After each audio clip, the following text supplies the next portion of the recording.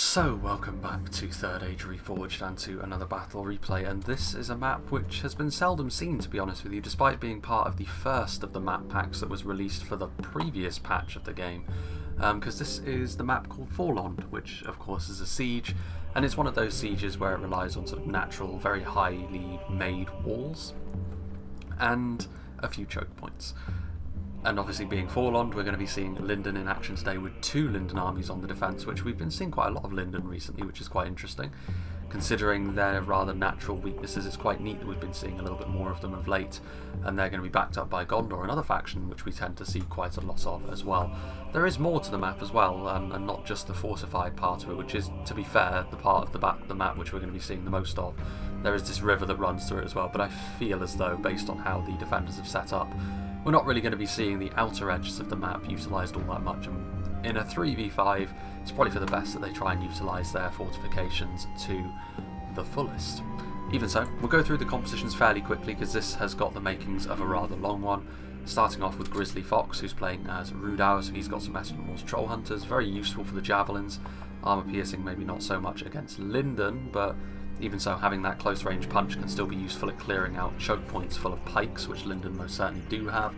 Dunman Hunters, even cheap archers, can be decent against Lindon because of their very light armour. Dunman Spearmen, meanwhile, are going to get absolutely massacred in melee with Lindon and Gondor, doesn't matter which one they go up against, but they're just here for the numbers, of course. Rhudaur Swordsmen, they'll do a little bit better, but again, they're much more about volume, more so than quality. Granadine Pikemen are back here. Nice unit of shielded pikemen who, should be able to do decently against any of the Gondorian and Lindon pikes they fight against, but you can't really rely on having a quality edge when you're talking about facing off against the elves.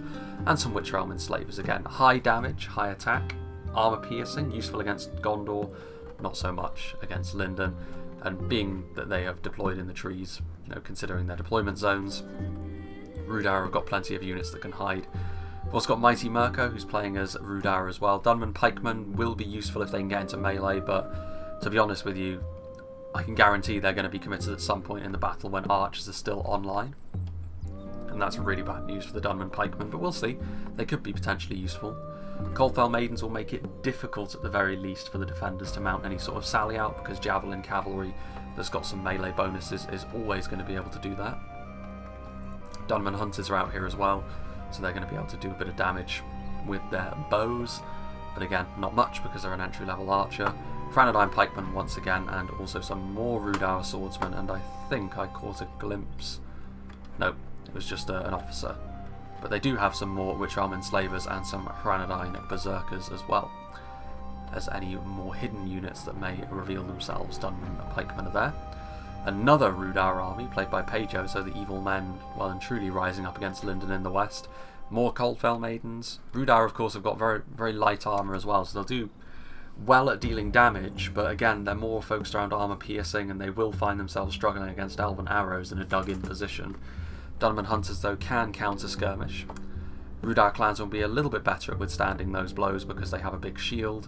Rhudaur Swordsmen are here as well. Granadine Berserkers, some Etenmoor's Troll Hunters, and we've got some Witch Realm Enslavers at the back once again, with more Granadine Pikemen. And then over here on this side, we actually have some Angmar armies. Lord Touchme has got some Trolls, he's got some Trolls of Angmar and of Gundabad. We have got some Guardians of Khan Doom, some Blackwatch Legion, so plenty of heavier units. Angmar much more at home at taking punishment. Maybe not so much with the Witch Realm Scourge Raiders, but very good at clearing out Phalanxes, which of course Lindon will be somewhat reliant on at the very least. Guardians of Khan Doom, and of course some Barrow Wights. Even with elven damage and melee defense, Barrow Wights can take a long time to burn your way through because of all the HP. And a second Angmar army, played by Steelbow Ranger. He's got some Warg Skirmishers, some Gundabad Guard again, tanky. Guardians of Khan Doom, these boys however have got the armour upgrade. Oh, excuse me. But yeah, they should do decently. Witch Realm Pikemen with the armour upgrade as well, much more able to go toe-to-toe with the Lindon and Gondorian pikes in a straight-up fight. Trolls of Gundabad, Blackwatch Legion, and then the bodyguard units as well, the Hammer Guard and the Black Guard. Now we move on to the defenders. Lindon on the two flanks, Gondor right through the middle. We have Son of the Dunedain, ironically not playing as the faction with Dunedain blood, but with Elven. Mythalon Swordmaster is a bit of a gap, I would imagine there's Rangers in there. We've got some FORLOND archers. They'll be decent because counter-skirmishing into them as long as they position themselves correctly is going to be more difficult on a map like this. Mithlond pikemen are here. Harlenden Guard also better because they do more damage. They're just stronger all around. Mithlond Marines, a good choice for their javelins, but then also for charging into melee. FORLOND Marines, a little bit worse in melee against infantry, but they do have those spears. Horse Lords of Almost, they could sally out if they want to. As well as some Harlenden Riders. So they, of course, are the Horse Archers, which could be good at skirmishing with the Coldfell Maidens as well. Actually, there are the Wardens of Elos Tyrian, so I guess that is just a gap that's further down there. 2 units of the Noldorin Guard. 2 Wardens of Elos Tyrian actually as well, and then a unit of Noldorin Blade Masters. Gondor, meanwhile, here in the middle, played by Vivarex. He's got some Mithrandir's retinue. Not quite the all-rounders that the Horse Lords of Ulmo are, but they do have that armour, so they will be a little bit better at taking arrow fire. Guards of Osgiliath, unsurprising again. Pikes are one thing, or polearms are one thing that Lindon and Gondor certainly don't lack. Marksman of Caerandros, he has deployed outside of these fortifications, at least to start with, so it'll be interesting to see how this is approached. Gondor infantry and spears are also here. He'll need to fall back from the bridge fairly quickly though, to be honest with you, because it doesn't look like his allies are going to try and go out to defend the other bridges.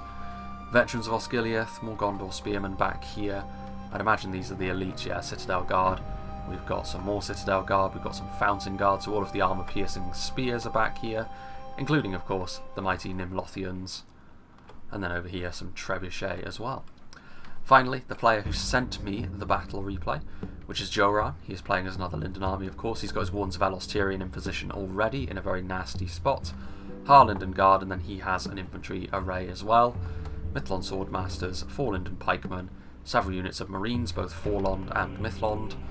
Mithlond pikemen are there. Harlenden infantry are a good core to any Lindon infantry force, but the one area of their army where they do have some heavy armour are the Noldorin units, the Noldorin Guard. He's got a lot of Noldorin Guard actually, 3 whole units, so he's gone into the red limit. Another unit of Wardens of Elos Tyrian, but he does also have the Blade Masters back here. Now I will make a little bit of a cut because this is a long battle, and I would imagine the first part of it anyway is going to be taken up with manoeuvring from the attackers and the defenders as they get into position. But still, get ready for a long one, because I think that with 64,000 frames, that's what you have to prepare yourself for.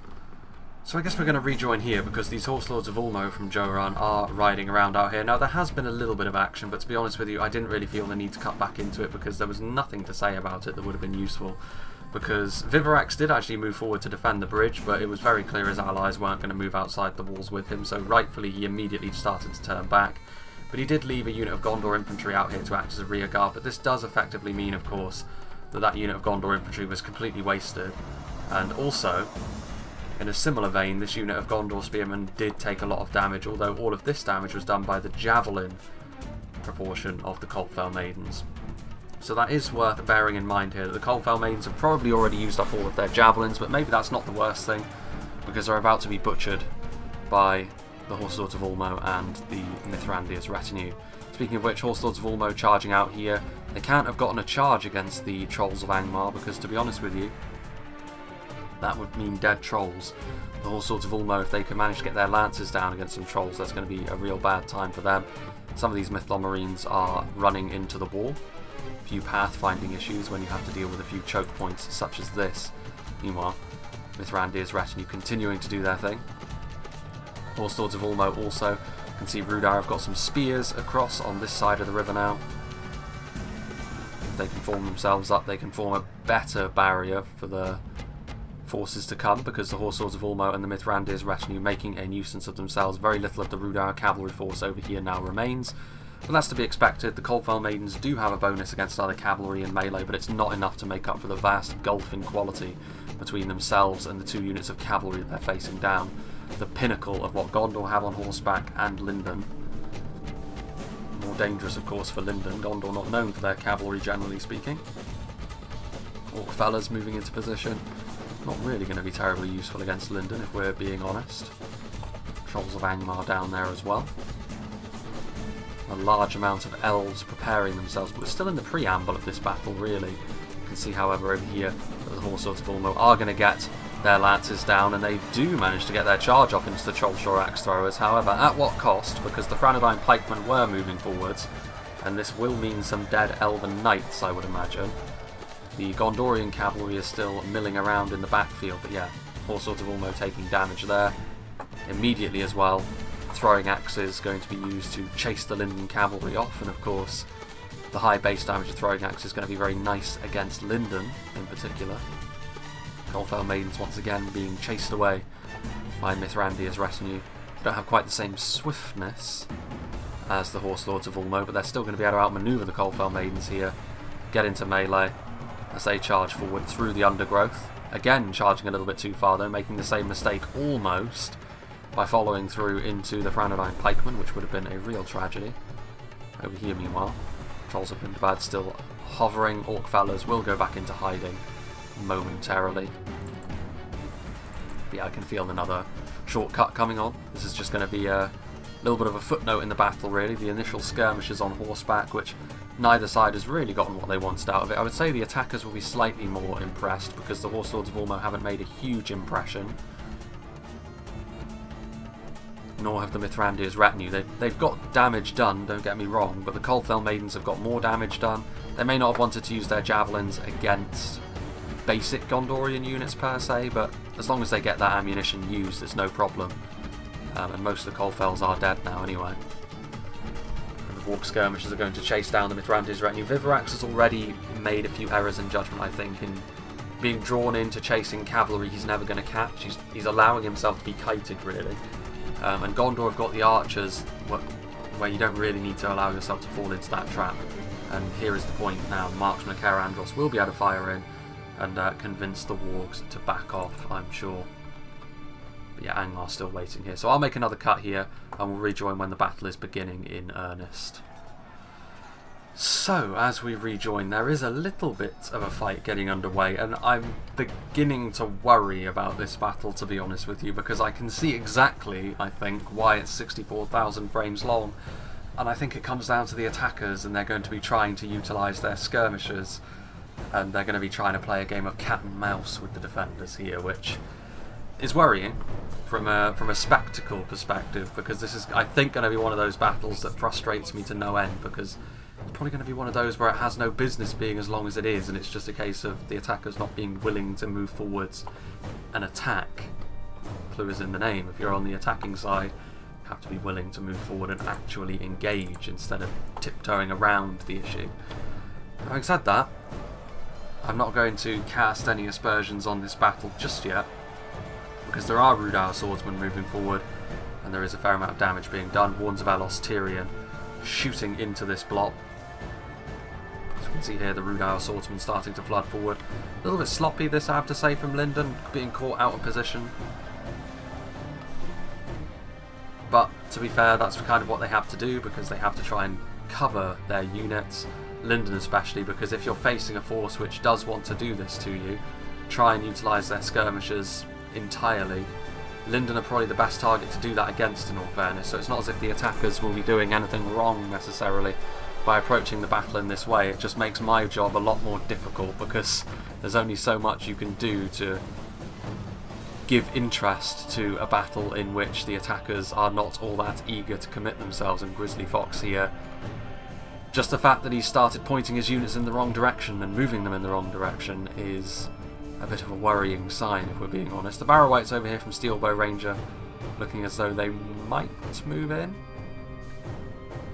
They might move in, possibly. I mean, to be fair, it's a worrying sight to see when you see all of these elven archers lined up in such a position, but they're not going to be going anywhere. They're just going to be sort of sat here waiting for you to move in. So rip that band-aid off as far as I'm concerned. Pejo's moving forward.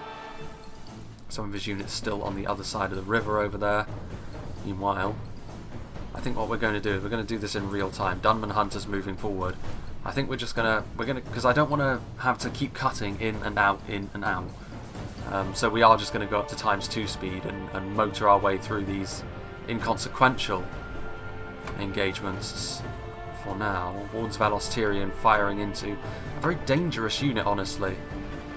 When it comes to Lindon, the Trollshore Axe Throwers are such a potential banana skin for you, because a lot of your strength in melee can come from your pikemen. Trollshore Axe Throwers are good against regular pikes, but especially yours, because yours are lightly armoured, and that's exactly the kind of unit Axe throws will be good at dealing with. Meanwhile, some trolls coming in here. Again, Vivorax moving forward with spearmen. That's not necessarily the best option, to be honest with you. Spears don't really do the damage against trolls that you need them to. Trolls do count as infantry, which means the spear malice does apply to them, so you're not doing quite as much damage. You should be able to overwhelm them still, but it's going to take you a while, and you will lose a lot of spearmen doing such. Meanwhile, again, too little being committed here for my liking. We've got some Barrow-wights who are going to be trying to do the business on the front line. We've got some Snagar archers backing them up, but the problem with doing this is these Horse Lords of Ulmo, I should say, not Wardens of Elos Tyrian. Horse Lords of Ulmo have got 3 charges into the back of the Barrow-wights, and cavalry charges like that are one of the main ways in which you can do a lot of damage quickly to the Barrow-wights. But again, it's because they've moved forward really without support. They've got support from archers, but nothing from any other infantry force. And Steelbow Ranger's got so much of his army just sort of cowering here behind the walls. There's that final stand that the defenders can use as well, that one singular choke point. You can kind of tell this is one of the older map pack offerings because of the simplicity of the walls and the rather blocky nature of how things were built, but it's still an interesting settlement to defend. Certainly quite a tricky one to attack. Mithlon Swordmasters, meanwhile, are moving forwards as well. Got FORLOND and Pikemen on the front line. Rhudaur Swordsmen bulking up on the front.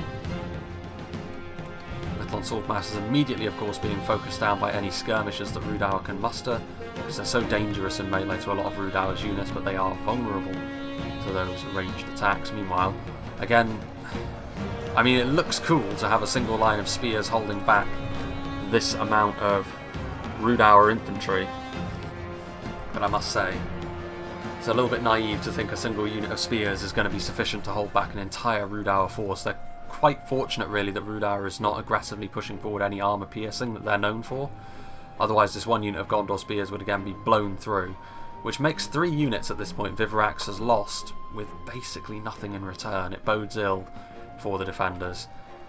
The plus side, of course, is that this settlement does afford some absolutely brutal sightlines for stuff like rangers. Barrow-wights, once again, they're just trying to hold the line with a single unit of Gondor spearmen. Horse Lords of Ulmo trying to do their thing. They are charging into the backfield, going after those archers, which even basic units of Snagar and Goblins can be a bit of a problem for Lindon. With their very light armour, in come the Mithrandir's retinue as well. They're getting those lances down. Colliding with the Barrow-wights, you can see the numbers tumble, proving that it is the way to go when you're dealing with a unit like this. Plenty of arrows spewing forth from all of the FORLOND and archers, fire arrows as well. I mean, Barrow-wights, I'm 99% sure I've got a lot of morale, but the rest of the Angmar forces there, very breakable. Noldor and Guard are here as well. Javelins flowing forth. A few Trollshaw axe throws remain. All sorts of missiles being committed to this front line already.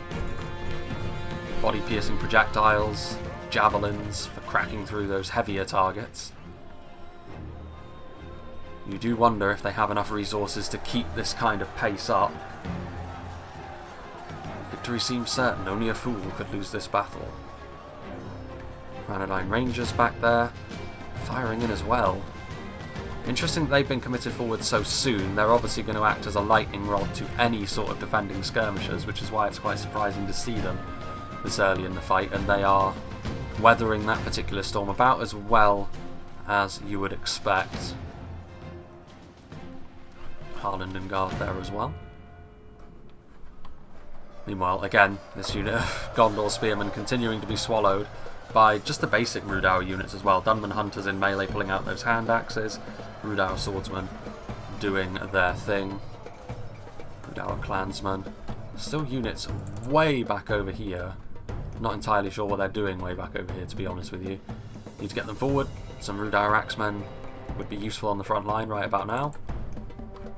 Meanwhile, Barrow-wight's one of the most awkward tools that the enemy have to try and contend with if you're playing as Angmar. But they have taken a lot of cavalry charges. They're still in decent shape, and there are 2 Angmar armies, so they should have plenty of Barrow-wights left to utilise, but still, potential problem for later on. Gondor Spearmen, victory seems certain. Only a fool could lose this battle.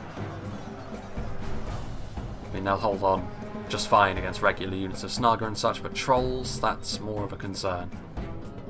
There's a lot of open space within the settlement. I think as soon as one of these choke points gets blown through, they probably need to start thinking about retreating to that final stand, to be honest with you. It's one of those all or nothing kind of situations. The Lindon forces on this front line, meanwhile, there are quite a few dead elves on the ground already. And Moor's troll hunters, Rhudaur swordsman moving forward. What's going on over here? Ah, Medieval 2's pathfinding at its finest. They all want to go into the wall, but they can't. Bouncing back and forth. Trollshraxo is continuing to do their thing. The Trebuchet is now firing in over here. Another great tool for dealing with the Barrow-wights with. Unlike with the cavalry, though, there's less that Angmar are going to be capable of doing about that. With the cav charges, they could have sent forward just a unit of spears or something to reinforce their position. But with the Trebuchet, you just kind of have to take what damage comes on the chin. Mithrandir's retinue being chased away by these trolls, who are now in behind enemy lines. One of them gets skewered by a stray javelin.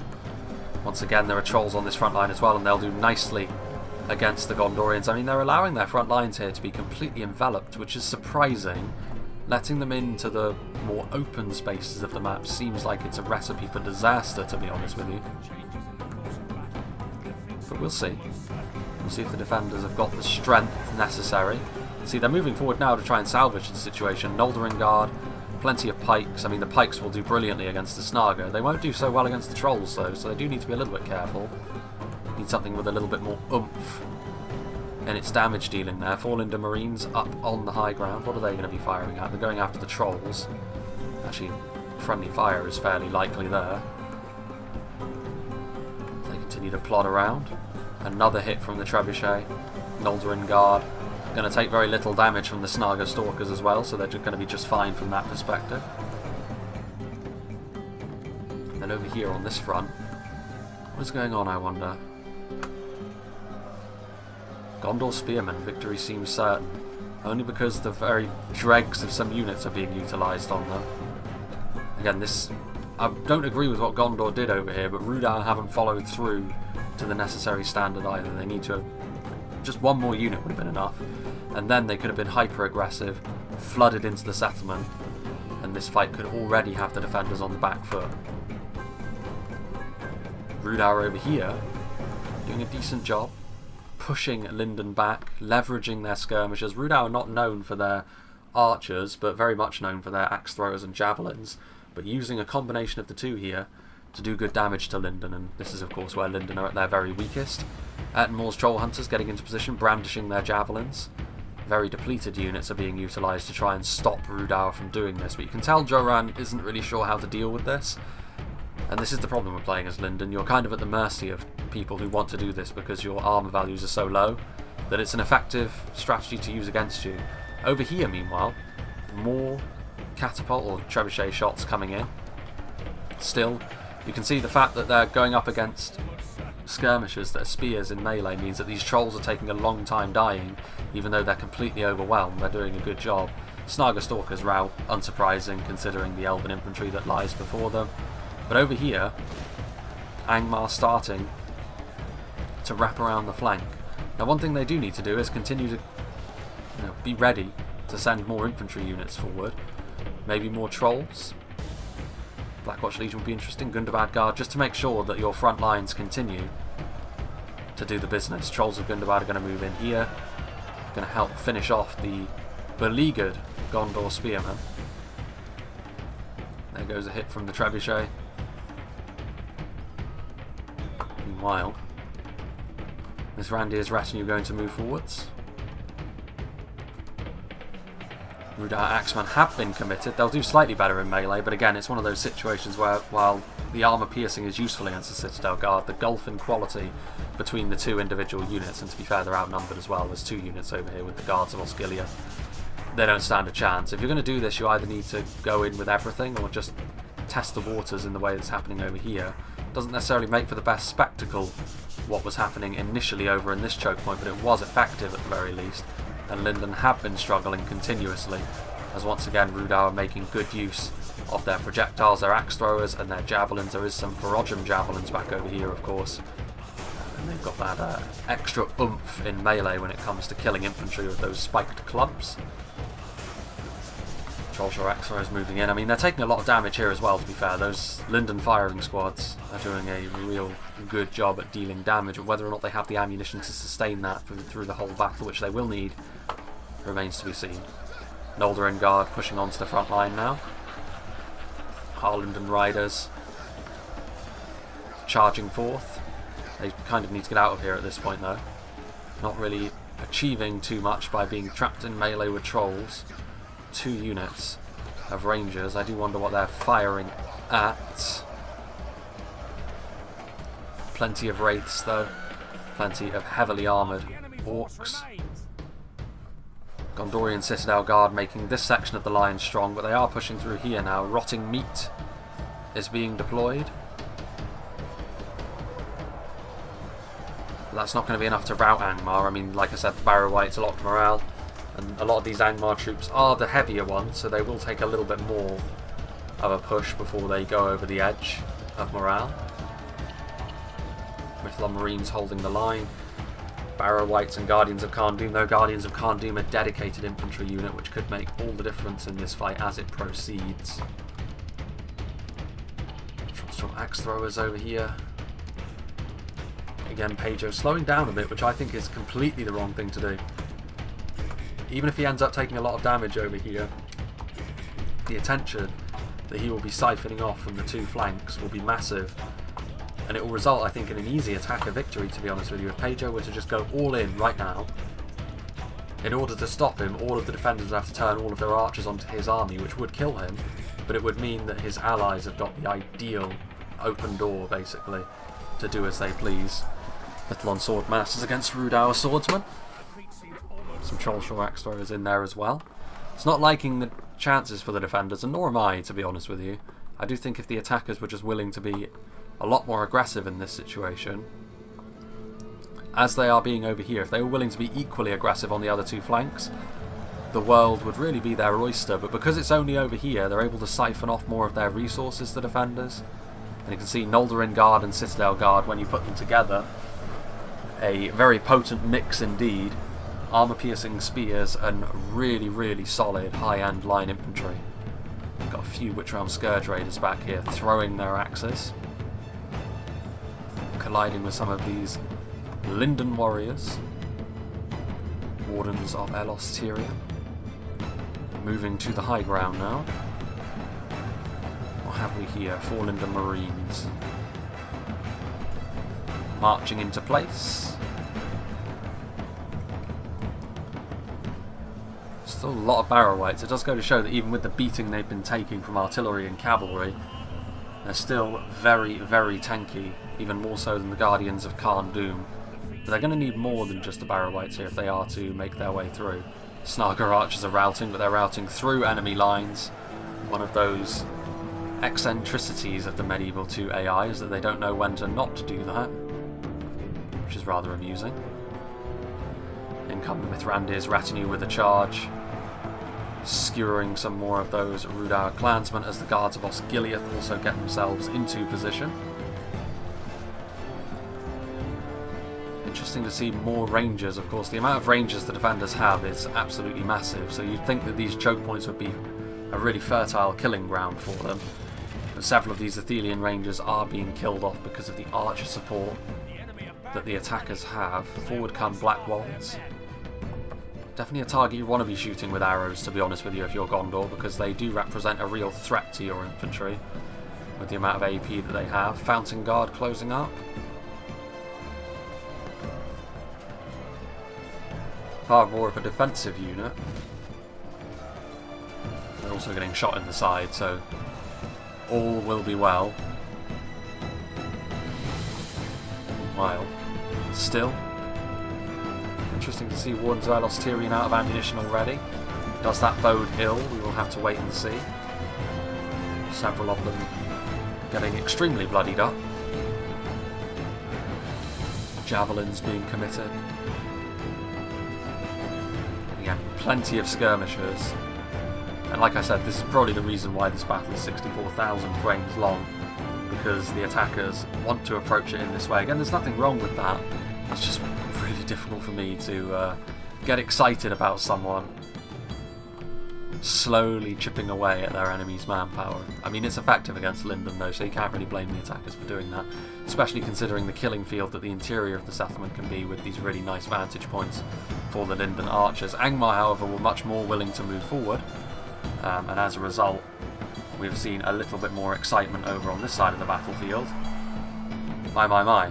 There are the Witchers though, grilling a huge amount of the Citadel Guard, who are now routing. The Noldorin Guard are made of slightly sterner stuff, but then they also didn't take quite so many casualties as the Citadel Guard, burning through that front line. And maybe the defenders getting a little bit greedy there, trying to take the fight to Angmar without respecting the kind of firepower they were working with. And now they're going to have to get back into shape, not the sort of thing the defenders would have been wanting to see. Guards of Osgiliath in formation. Ettenmore's Troll Hunters once again skirmishing with the enemy with javelins. Good move against the Guards of Osgiliath for me. Arrows coming in.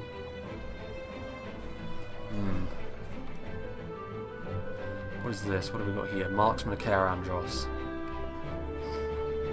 FORLOND Marines getting into position. Javelin boys. Troll Hunters' victory is a distinct possibility. There's a lot of Animals Troll Hunters. I mean, you can see the amount of throwing projectiles they've had. One thing I do appreciate the attackers doing though, they've been willing to put their javelins in harm's way. They've been willing to get them in sight lines of the enemy archers, knowing they would take damage. But they know they can out-damage archers at long range when they get into throwing range of something. So I do appreciate that. They haven't been so passive that they felt like they couldn't even commit the javelins and they'd have to commit just their cheap archers first and foremost. Angmar, meanwhile, I mean, in spite of the fact those Witchers grilled a whole wing of the Gondorian line, Angmar have, let's be honest, been defeated over here in the first wave. Harlenden Riders charging in, they're going to try and clean up the Barrow Whites. Does it indeed? Defeat seems almost certain. Well, I mean, the fact is, a lot of the defenders' strength is bound up in their skirmishers. When they're all out of ammunition, they'll have to do the business in melee, which is questionable depending upon what the attackers still have left. They can afford to be a little bit more blasé with what they have available to them. Yeah, and this is the portion of the map where I'm kind of glad that we're running on at ×2 speed, because this is the point of the battle where I imagine the attackers really want to twist the knife in terms of what they can do with their skirmishers. And Harlenden Riders are going to continue to charge in and out of this one poor unit of Barrow Whites, which is really being bullied in a pretty harsh manner. A lot of war cries going on. Is that from this Barrow White? Look at him, look at his charging animation. And he gets skewered. Gets back up though. Barrow Whites get knocked down, but they get up again. They've got Gundabad Guard, who are at least just sort of stood here in case Lindon were getting any funny ideas about sallying out with their cavalry. They're not going to be able to do that. Harlenden Riders, I mean, even the Horse Lords of Ulmo wouldn't want to go through Gundabad Guard in formation. Harlenden Riders certainly wouldn't. I imagine it's going to be a similar story over here. Still skirmishing. Back and forth. In fact, not even skirmishing over here. Pejo just getting his units in position. I suppose, to be fair, he's only one army and he probably has dumped more of his overall strength into the initial attacks over here. I would imagine. There's a little bit of melee fighting going on. The Dunman Hunters being thrown under the bus somewhat as the Mithlon Marines come forward now, trying to draw Lindon into more of a melee fight, perhaps. Attenmore's Troll Hunters trying to do the business as well. I mean, they are getting some kills on the Mithlon Marines, but a lot of these javelins are actually missing their marks, which is a little bit interesting. Accuracy is a factor for javelins as well, but I never thought the Attenmore's Troll Hunters would have this many issues. A few Barrow Whites still alive, but you can barely see them amongst the corpses at this point because the corpses are so many, and yet they are so few. I was going to say those that are alive are still so few, but you can't really say that with the Barrow Whites. That would be inaccurate. Lindon riders. Only one remains. Many fall, but one remains. And there he is with his little hatchet. And it looks like they're going to leave him alive. It looks like they are, in fact, going to retreat. So, will we see the attackers start to move forward? I mean, you can see they're immediately they're going to start pulling back now, which means I thought we were going to be seeing sort of the speed bumped back down. I mean, I've bumped it down for the time being, but I thought we were going to see it bumped back down for the closing stages of this fight. That may end up not being the case if we're talking about just the one choke point. But we shall see. Lindon with a bit of a rearguard action going on over here. And I think Rhudaur, seeing what is actually happening, they're going to try and move forward aggressively at this point. They will be able to rout these Mithlond Marines without too many issues, you would have to say. Yeah, and there they go. As they roll forwards now, Rhudaur. They weren't quite ready to move forward all that aggressively, though, you can tell, because as soon as this sort of movement started to happen, if they were ready, they would have started moving a little bit sooner than that. Angmar as well, to be fair, have taken a little bit more of a beating than Rhudaur on the other side as the Warg skirmishers move in. Veterans of Osgiliath are going to try and catch them in melee. They are a locked morale unit, I believe, the Veterans of Osgiliath, which is nice, but at the end of the day they are just a solid line infantry unit other than that. Very good heavy archer though. The Angmar are in behind enemy lines. Citadel Guard will do very well, to be honest with you, against Guardians of Khan Dûn. What have we got going on over here? Mithrandir's retinue and Harlindon riders chasing away the Coalfell Maidens. Interestingly enough, the only units that are sort of standing in the way still were the Dunman Hunters. I think they were thinking of pulling out then, but then they thought, hang on a minute, it's just light archers in the way, let's just continue to move forward. Of course, they can't afford to go too far, because otherwise the result will be that. The Attenmore Stroll Hunters are much better prepared at dealing with cavalry, both with their javelins but also in melee with those spears that they wield. Nimlothian Honour Guard, they need to move backwards actually, the Nimlothian Honour Guard. They don't want to be a unit that gets caught on their heels and still fighting down here in the pits, because any units that do get left behind will ultimately be killed off to a man, I think. The Athelian Rangers, I believe, have used up all their ammo, so not the end of the world on that score. Veterans of Osgiliath, of course, locked morale, like I said, so probably one of the better units actually to leave behind, because while they're good, there are better units that you'll want for a final stand in terms of actually winning you the battle.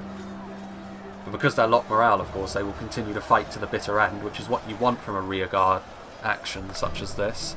And Lothians, though, are still just sort of staying down here. I mean, they'll do good damage here to stuff like the Guardians of Khan Dûn, but the shape of the engagement is not really right for them. Interesting choice to try and shoot Blackwatch Legion from the front with arrows. They've got heavy armour, but they've got an absolutely enormous shield value. I think they actually have the biggest shield value of any infantry unit in the game at about 16, which is enormous. Blackguard of Barad-dûr, I think, have got about 12 or 13. That's a lot of pikemen. A ton of pikemen. I mean, they will get massacred by archers, but I'm not sure whether they will have the ammunition here to guard the beacon at the top of this hill. I wonder if FORLOND has got like a lighthouse or something, and that's what this is supposed to represent. Be interesting to look that up. Yeah, and the Nimlothian Honour Guard, they're going to be left behind here. Will they be left to rue this decision? Such a strong unit at holding the line, really good at dealing armour-piercing damage as well, which would be useful for any high-tier Angmar units that are still being committed in the late game. Arrows thudding into the back here of some of these Dunman spearmen. Coalfell Maidens moving forward, trying to get in here. I'm not entirely sure why. Even if the charge did connect, the Nimlothians would destroy Coalfell Maidens in melee. They've got a good opportunity there to potentially try and kill the Trebuchet crew. Not a very important unit, but still, it's work that needs to be done. In come the Blackwolds. Yeah, it's going to be all over for them. You can see when genuine numbers came forward, and Veterans of Osgiliath, no match for the Witchrealm Hammer Guard. Those huge warhammers being used to good effect. The Athelian Rangers also biting off much more than they can chew by getting involved with a unit like the Blackwolds. Getting run through with the blunt edge of an axe is always an interesting looking animation, but that's what Medieval 2 is. signs that it's an older game occasionally do surface.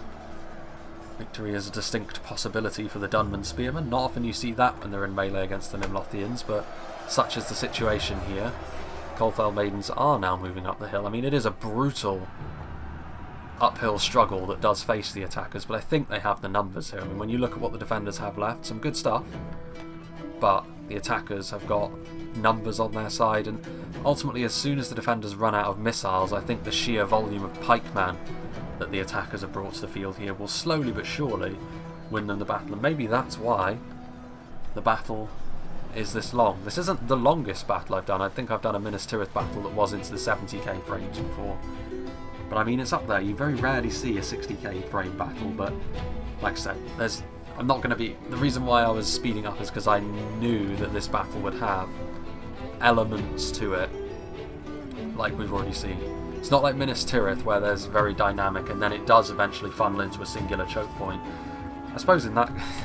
in a sense, it is. Like, there's a single choke point that Minas Tirith, that it always devolves into in Minas Tirith, and that's what will happen here as well.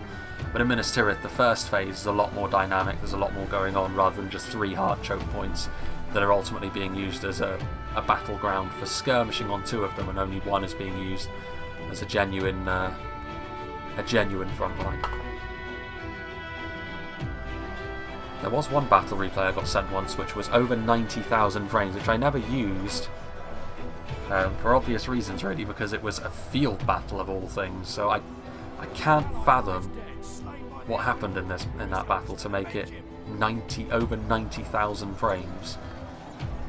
Maybe one day we'll see the legendary 100,000 frames. A true mammoth of a battle.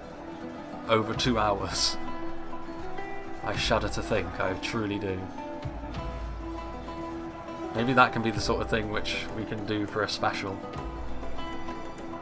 But it would need to be manufactured, I think, which is a little bit less fun. Being blown through here, though, the Marksman of Caer Andros, the Nimlothian Honour Guard ultimately also going the same way, but with Witchround Blackguard and such on the way through. There wasn't really too much doubt about that happening. Lots of AP as well, so the Gondorians are going to struggle because the Enslavers are here, the Hammer Guard are here. Granadine Berserkers are also another tough unit there.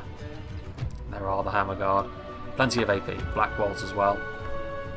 Going to have to be Lindon that try and do a lot of the heavy lifting here as we go in to ×2 speed and make ourselves comfortable, really. Which are our Blackguard filtering their way around the flanks, getting into some of the Harland Guard. I do wonder if they have enough infantry here to actually cover their skirmishers. Once again, though, they're setting up, and this is something I've noticed they've done wrong throughout the entire battle, really. The front lines they're making are simply too thin. They're simultaneously too thick and too thin, like I say. If you're going to make sort of ablative armour, as it were, sacrificial bits and pieces, you need to have the range damage pouring into this spot to make that a worthwhile tactic. The defenders don't. But simultaneously, their front line isn't strong enough to withstand any sort of genuine assault. And I think that is what's ultimately going to lead to an attacker victory here. I think this sort of thing has piled up over the course of the battle to the point where I don't think the defenders can recover at this point, if I'm being brutally honest. It's a very nasty defensive position to try and take for the attackers, but I think they should have what it takes. If the defenders do win, I think it will be on the back of high quality units, such as... Where are we? There's some Noldorin Guard. Where are the Blade Masters? More Noldorin Guard? Are there Blade Masters back here? What happened to the Noldorin Blade Masters? Surely they weren't all committed. Were they grilled? No, there's some. 1 unit. There should be 2 though. That them? No, that's another unit of Noldorin Guard. Weird. More Wardens of Alos Tyrion though. Even this front line is pretty messy. And that's not the sort of thing you want to be seeing if you're the defenders in this situation. The Witchround Blackguard bit off a little bit more than they can chew, but they have facilitated a little bit more progress being made by the attackers, and ultimately they have plenty more elite units that they can commit here, the attackers, so I wouldn't be too concerned about them from that perspective. What is this? Harland Guard firing away, 4 Lindon Marines being committed to melee. Unit like the Wardens of Alos Tyrion over here are going to be absolutely vital because they need those body-piercing projectiles. I think they've used so many of their rangers. They've done a lot of damage to the attackers, to be fair. But the impact of ranged units is what's going to ultimately decide this battle, and that's very difficult to gauge over the course of a longer battle such as this. Attackers still have a few arrows coming up here as well.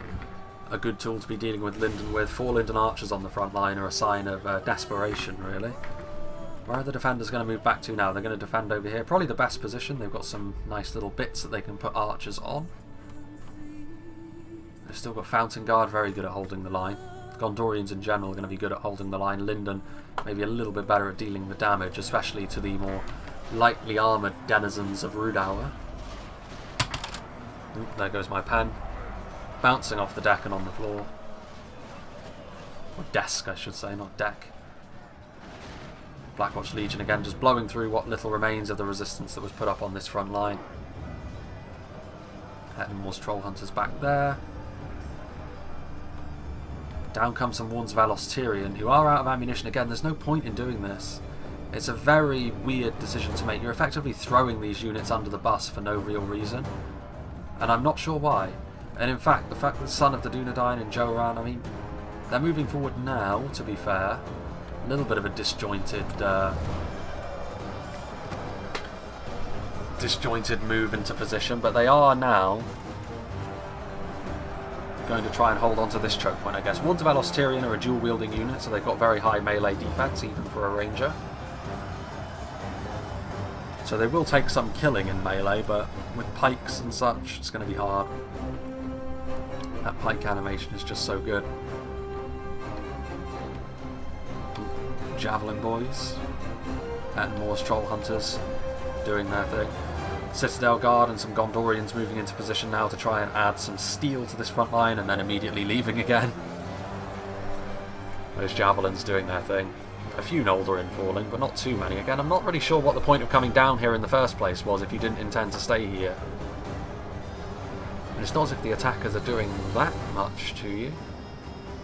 And you're leaving behind a lot of good fighting men and elves that could have been utilised better, in my opinion.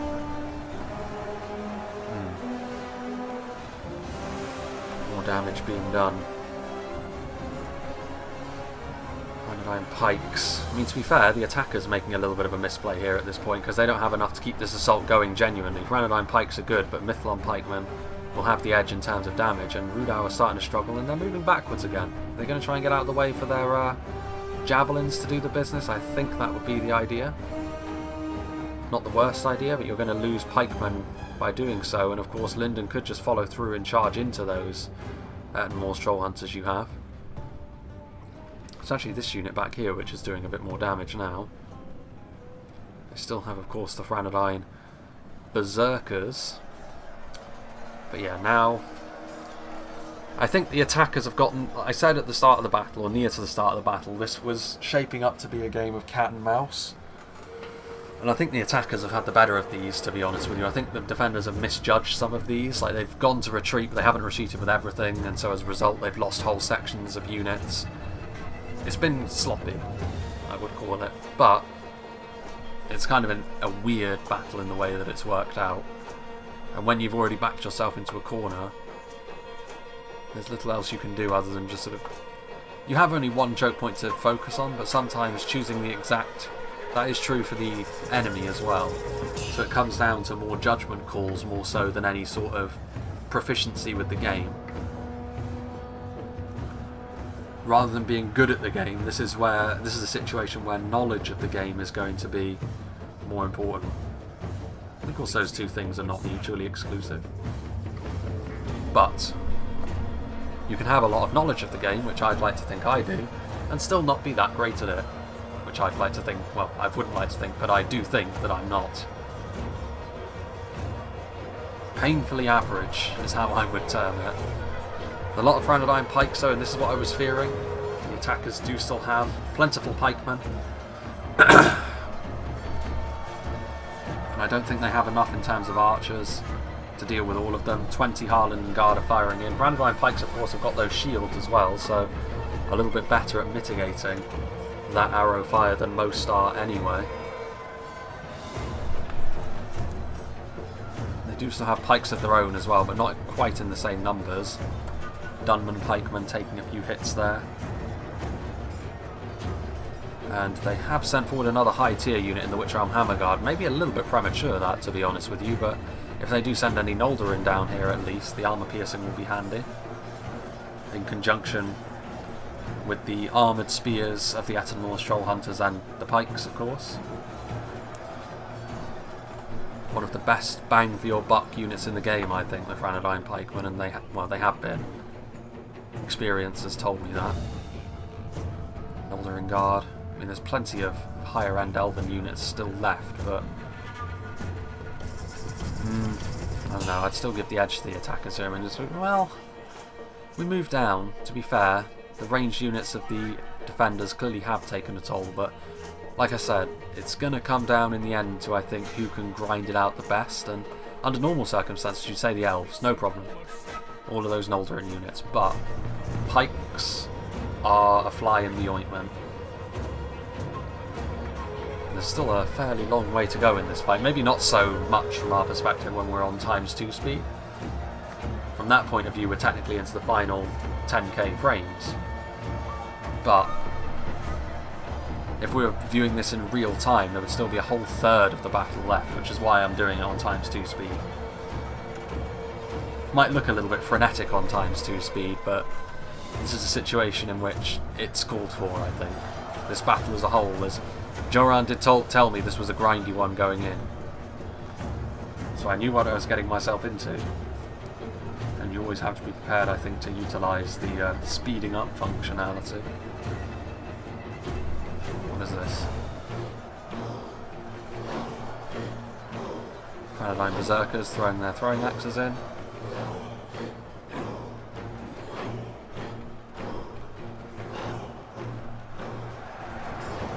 They'll do a bit of damage, but I don't think they have the best firing arc, to be honest with you, looking at this, because it's a long way to try and bank their shots over so many of their own men.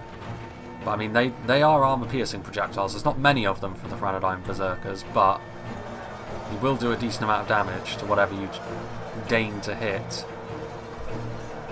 And it might be Elven Pikes are still there, Fountain Guard is still there. It might be that the quality of the Phalanx units the defenders have in a single choke point like this may well be enough to see this battle tilt in their favour. I'm not sure. We shall have to simply watch and observe.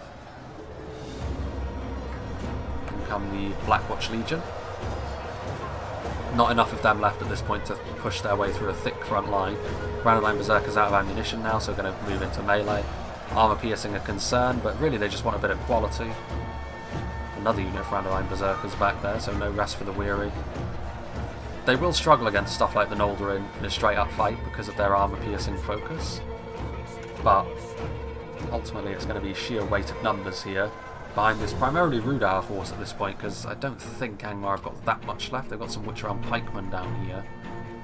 But that's about it, which is not too surprising given Angmar's exertions earlier on in the fight.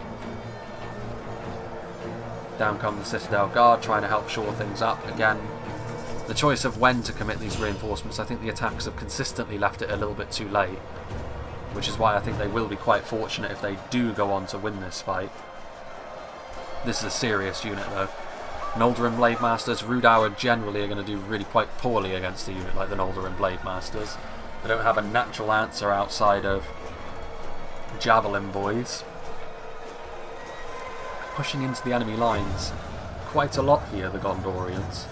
Citadel Guard trying to take point, which is bold considering the fact they're probably the most vulnerable to Rhudaur's armour piercing. Yeah, the Noldorin have got armour as well, but they've got melee defense on top of that as well. A 1-2 punch, but yeah, you can see the mass here now. A lot of the attacking force is made up of pikes. The mass is simply not there at this point, and the defenders trying to push through. It's a bold effort, this, and it's pretty neat to see, honestly. Fountain Guard thinking about moving down the hill. I would honestly do it.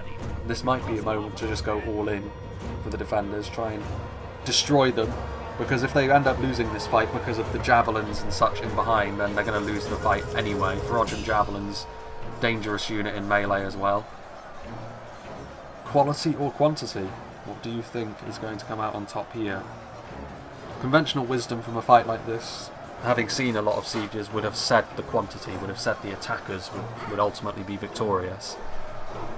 But I don't know, I mean, it is a fairly substantial quality split at this point. There's a lot of gunmen on this front line, and they're up against Noldorin and Citadel Guard. Little on Marines. 61 of them. Any reinforcements that could be committed forward later will come in handy. More pikes. Again, a huge investment of pikemen, which, you know, they may be low tier units, but the fact that they are pikes does at least give them a fighting chance of actually getting some kills against the finest elves on the block.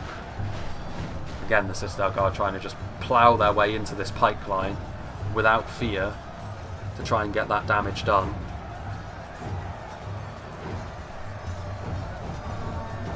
Rhudaur Berserkers will be taking their pound of flesh off of the Citadel Guard as a result of doing that, though it is a very risky manoeuvre to try and engage in. What have they still got up here? 38 Noldorin Guard, 48 Noldorin Blade Masters. I mean, this is pretty much all they have left at the top. I mean, at this point, I would be thinking about committing them. Certainly the Noldorin Guard. If you want to keep your general back for a little later, that's fine, but there comes a point, I think, for Son of the Dunedain where he does need to move in and give his allies a bit of a helping hand, because leaving them for later is not going to achieve much of anything, to be honest, because the pikes, if they get to the top of the hill, are going to destroy you. You need to use sheer weight of numbers to overcome the amount of pikes. I mean, this really is, if you like grindy fights, this is pretty much the ideal one for you, because it's made up mostly of pikes in a single choke point, going uphill, slow going. If you don't like grind fests, this is probably your idea of hell. It's difficult to think of illuminating commentary while this is going on, I will say, but there's such a high amount of pikes that I do think is pretty neat, to be honest. In come the Reforged Javelins. That amount of AP is going to be a real problem for the Citadel Guard, and you can see they're moving in now. Mythlon Marines, I think Son of the Dunedain is being very stingy here, and he could cost his team the victory. Because the attackers, they do have more down here, but Dunman Spearmen, Rhudaur Rangers, or no, Dunman Hunters even. Any high tier units they've got left down here are really low quality. I'm not entirely sure where Angmar are going either. Seems to be a test of who can be the most cowardly by not committing their units, taking them off the front line. Shameful display all round.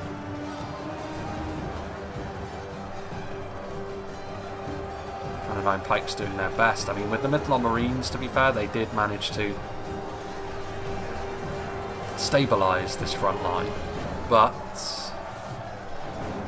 for how long? In come the Noldorin Guard, 38 of them, so only one unit now at the top of the hill. I do think their presence is somewhat necessary. Again, it could be that the pikes mean that even if they had committed these units earlier, it might not be enough, because when you're charging into pikes like this, you can just end up being ground down over a long period of time, and it is tough.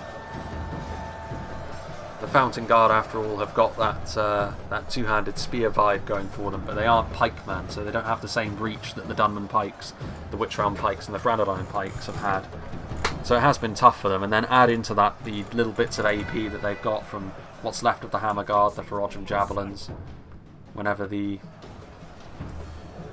Enslavers deign to move forward as well. I think they may have already done so, actually. There are some in there. I don't know though, defeat seems certain, and also it's worth mentioning as well that pikes are going to be good against Lindon, because pikes tend to do their damage slowly because they don't do very well against heavily armoured units. Against Lindon that's not so much the case because of their light armour, so when pikes do hit they're much more likely to kill their foe, which is worth bearing in mind as well. He's coming down here now. Is this going to be it, the Rohirrim moment? The finest elven swordsman in Middle-earth, Círdan himself with them. Will that be sufficient to turn this battle around? Pretty much the worst unit for Rhudaur to try and deal with. Another unit for Reforged Javelins appears though as well. that to me indicates that it's all over with. Just because they're good in melee as well as utilising those javelin payloads. It's been a valiant effort, but it's just been the general trend of this battle. The attackers have just ground the defenders down, and the defenders haven't really responded to that in the way that they needed to in order to get the victory here, I don't think. Nice to see this map though, even if it does lend itself to fights that are grindy like this, which means now that we've seen this battle, we've pretty much seen any battle that can possibly take place on this map, to be honest with you. Obviously it can be played a little bit better or worse, but it's nice to see it at the very least, because it was one of those maps from the map pack that we never really saw when it first came out, so better late than never, as they say. In come the Noldorin Blade Masters now, managing to avoid actually the Ferocium Javelin's wrath, and now the Javelin's not able to shoot at them. But if a gap appears in the line, then you can bet your bottom dollar the Ferocium Javelins will immediately be trying to target down those Noldorin Blade Masters.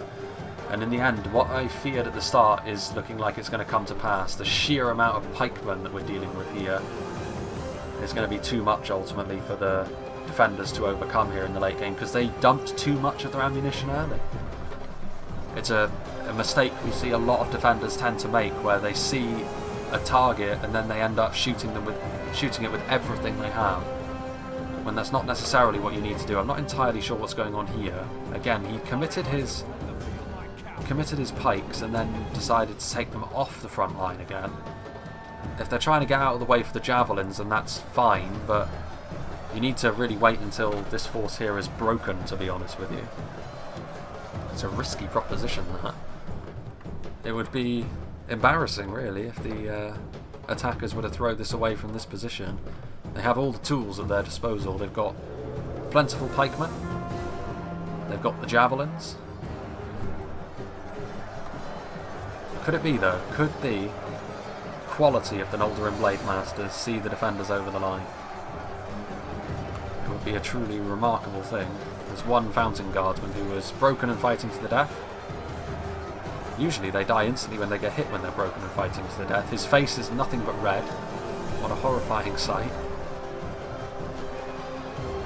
The Marines fighting well, actually, all things considered. Granadine pikemen doing better on the front. Here are the Dunman pikemen. I'm still bemused as to why those Witcheron pikemen have not been committed. I can only assume it's because they're waiting for a gap to appear in the lines so they can use their javelins, and having the Witcheron pikemen means that's going to take longer. But you do run the risk here of the front line not really going in your favour anymore, because you don't have the quality to maintain. But that's clearly a risk they're willing to take. Yeah, you can tell they want to shoot with these 2 units of javelins. I think the fact they still have those 2 units of javelins in the first place is significant enough that they're going to win this, because if they can just pelt the Noldorin Blade Masters with a few volleys from javelins, especially given the fact they're already going to be substantially bloodied up from wading through a sea of pikemen, it's probably not looking great for them, but it's going to be close. Going to be close. The battle itself may be one-dimensional, as the person who sent it to me said, but it is still fascinating to see who's actually going to come out on top here. Here come the Witcheron Blackguard. There goes one of the generals. I believe that was the other Lindon general. There's a bit of a gap appearing here on the flank. I mean, Ferocium Javelins are good in melee, but they do find themselves outperformed by these elves, of course. I think it's the same model the Dunherd champions use over in DAC.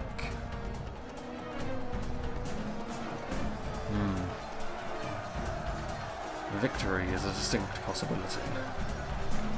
Almost certain. Only a fool could lose this battle. Well, you heard the game. Only a fool could lose this battle. So all eyes on the defenders here. There aren't any Gondorians left. It's just a purely Lindon defence at this point, having to try and get the job done. There goes the Angmar general. It will make the Witcheron pikemen more susceptible to a rout if they get committed. They're just trying to angle for a shot here, but in so doing, if they do end up losing this fight here, the attackers, if they were waiting for a javelin shot, they would have been better off just committing all of these boys into melee. If they end up losing it from this position, which, you know, their front line is now routing, they'll be kicking themselves for that, surely. It's a risk. It's a big risk, in fact. A lot of routing from the Dunman. Rhudaur are still fighting because they're made of sterner stuff, but there isn't a lot of them. There's still a few Witchround Blackguard as well. So while there is a lot of routing going on, they haven't managed to get their way all the way through yet. The defenders. Javelins. There go the Rhudaur Berserkers.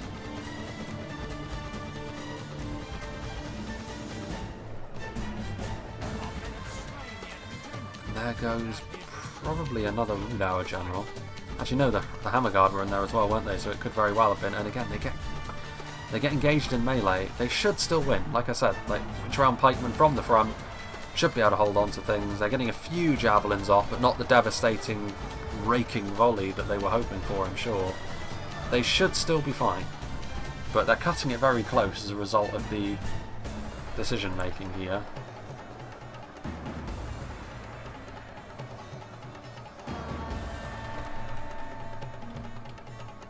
Still Dunman Hunters and Dunman Spearmen back here, but you wouldn't want to rely on them against any number of Noldorin Blade Masters, really. That being the case, though, I would still commit them forwards at this point in time. You're going to need numbers. They're doing their best here, the Noldorin Blade Masters. It would be really the ultimate stamp of quality if they were to fight their way out of this, but I think they've given themselves too much to do. You're talking about armour upgraded pikemen, armoured spearmen. The Reforged Javelins as well, even if it comes down to melee, are still going to be capable of dealing a bit of damage to the Noldorin. Armour piercing. The Noldorin class of unit's really the one that it actually is useful against. Again, I'm not entirely sure what Son of the Dunedain is doing here. Very questionable judgment calls in this battle. All you're doing by getting off the front line from these pikes, like, there's no other way through. Like, you have to move in, and Joran is still fighting here in melee. If you're trying to sort of bust your way through with a mass push, that's probably not going to happen. And even if you do manage to bust your way through, the Reforged Javelins will be there, waiting for you with open arms. Really have done a very, very good job, though, the Noldorin.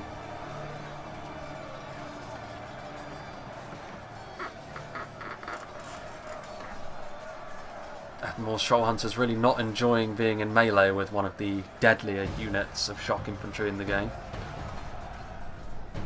What's going on back there? Dunman Archers still have ammunition. The Reforged Javelins certainly do, and they have somewhat of a shot. Any hits they can score, to be honest with you, would be beneficial at this point.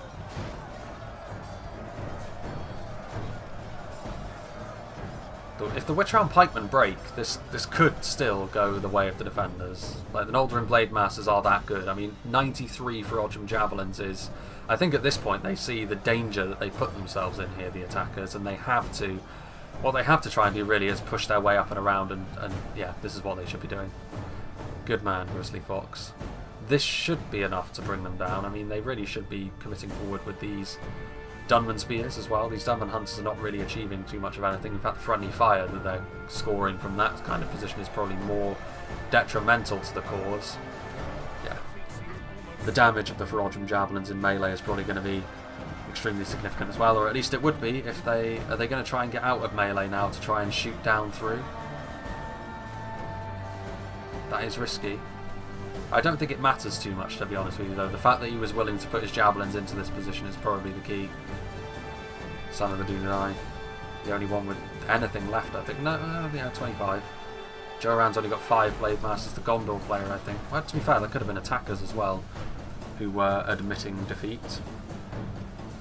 They are ultimately going to engage the Reforged Javelins in melee again. Huge amount of damage done from these Blade Masters, I would imagine. When we see the amount of kills they get in the late game, it wouldn't surprise me to see 300-400, possibly 500, given the amount of Dunman they were hacking and slashing their way through. Exactly the kind of unit Noldorin Blade Masters are going to be good against. They're going to do a good deal of damage here as well. There's only 12 of them left, but I mean, the Reforged Javelins here, they need to just commit themselves to melee and close up. extremely close. Extremely close. I mean, they can do damage. That's the thing about the Ferocian Javelins, and you can see that some of the Noldorin Blade Masters are falling before the spiked clubs here. 1-to-1, of course, they're vastly outclassed, but at least they are of a level where the Noldorin Blade Masters aren't just going to indefinitely carve their way through them. And the fact of the matter is the Noldorin Blade Masters don't have enough anymore, and they're going to get surrounded, which means the melee defense counts for very little. But only 2% in it. A very grindy fight, to say the least, but a very worthy fight as well. Why is there still 1,000 frames left then? Huh. Well, regardless, strange stuff, but there you go. Joran getting, well, to be fair, all of the defenders getting a relatively similar amount of kills to the point where it doesn't really matter too much. And also the same for the attackers. You know, the attackers and the defenders separated by 200 to 300 kills. That's a good sign, honestly. It means that you perform to a similar level and, you know, no one was outshining the others, which is good. And like I said, I think the attackers, their judgments throughout the battle were just slightly better overall, which is why I think they are deserving of the win.